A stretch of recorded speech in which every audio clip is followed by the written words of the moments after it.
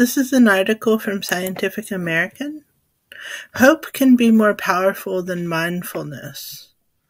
In difficult times, a forward-looking mindset may be especially helpful. In troubling times, how do we move forward? What mindsets help us bounce back from adversity? When the world ground to a halt because of the COVID-19 pandemic in 2020, few industries felt the impact quite like the performing arts. Venues shuttered and crowds dispersed. Musicians, actors, and production crews faced an unprecedented challenge. They needed to stay resilient despite the fact that their livelihoods had vanished overnight.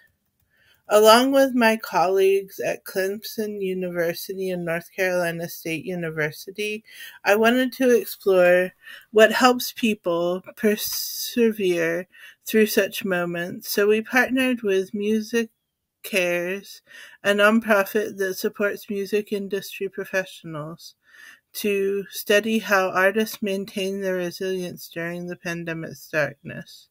We are particularly interested in two mental approaches: mindfulness, being present and aware in the moment, and hopefulness, believing in and working towards a better future. In psychology, these concepts can be used to describe a general state of being that one that reflects both personality. Some people are naturally more mindful or hopeful, and actions such as regularly practicing meditation to improve one's focus on the present. Many researchers also view mindfulness as a metacognitive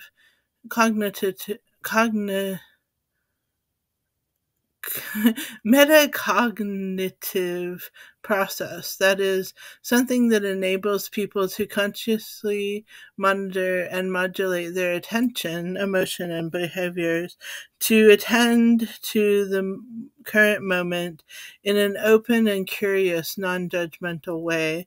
Hope, meanwhile, functions as a future-oriented state that helps people to reflect on one's perceived ability to generate pathways around challenges. Mindfulness, a buzzword in wellness circles, might seem to be the obvious key to weathering the storm of the pandemic. After all, staying grounded in the present moment seems like a good way to avoid spiraling into anxiety about the uncertain future.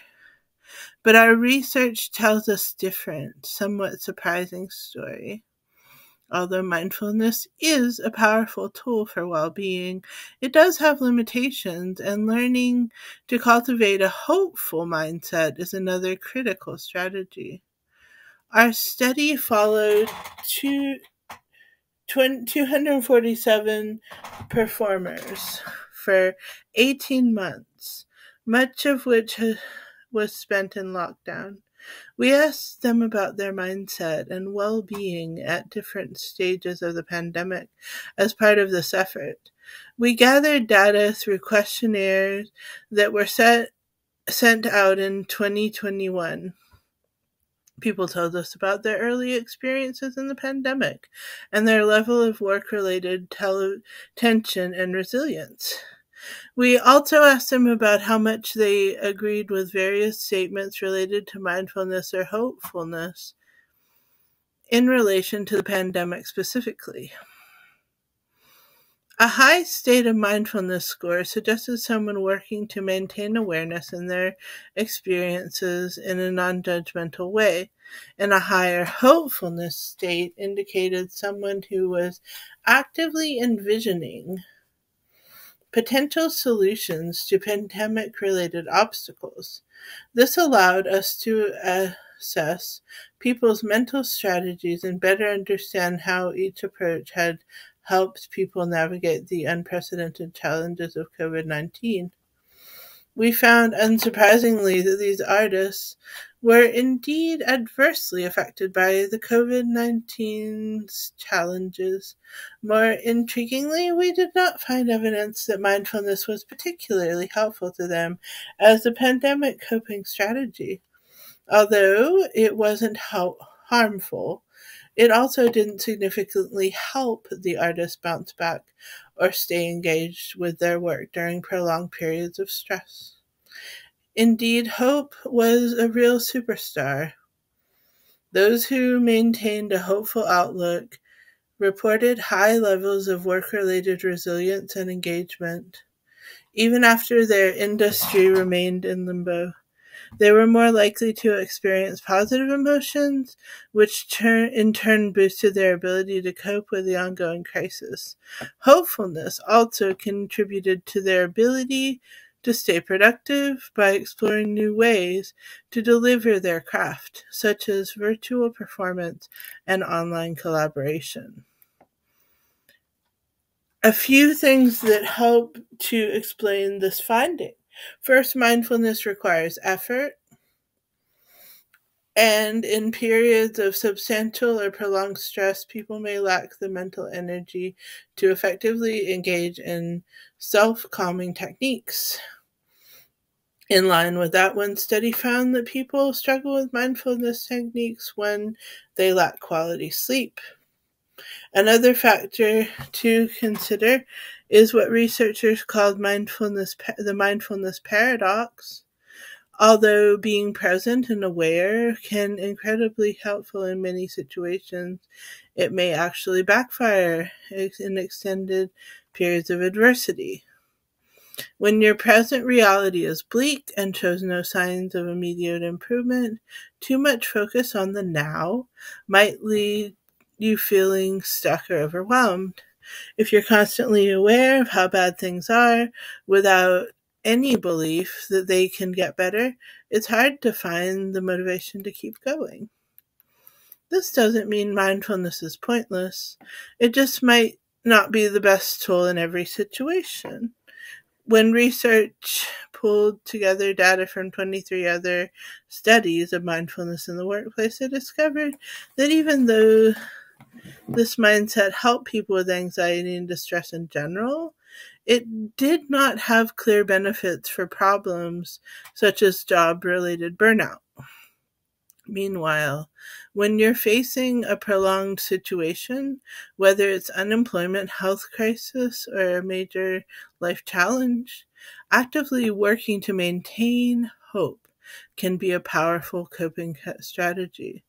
Much as people are encouraged to practice mindfulness, they can also benefit from cultivating hope. This doesn't mean indulging in blind optimism, but rather having a belief that things can improve, and coupled with a motivation to work towards that improvement. To put this into practice, try journaling about what you'd most like to do in the future. To combine thinking with action, connect with others who share those hopes and create a strategy setting small, achievable goals to move towards a better future. All of these practices can give you something to focus on beyond your current circumstances. Our study found that hope worked in part by increasing positive emotions, which in turn boost resilience.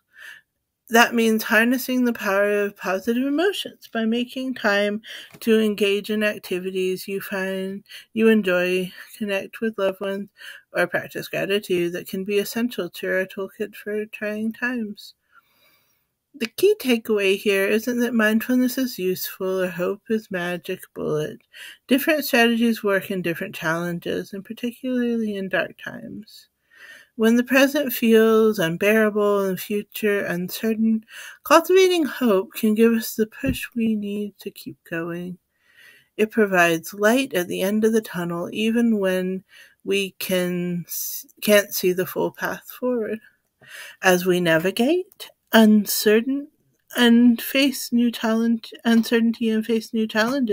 we can take a cue from a resilient artist in our study. By nurturing hope, setting our sights to better future, and taking small steps to get there, we can find strength to persevere even through the toughest time. And knows, and who knows, we might just emerge on the other side stronger and more resilient than ever before. So this was written by, I think, Kristen Scott, a professor of management at Clemson University who studies employee resilience, organizational leadership, and dysfunction and team dynamics. So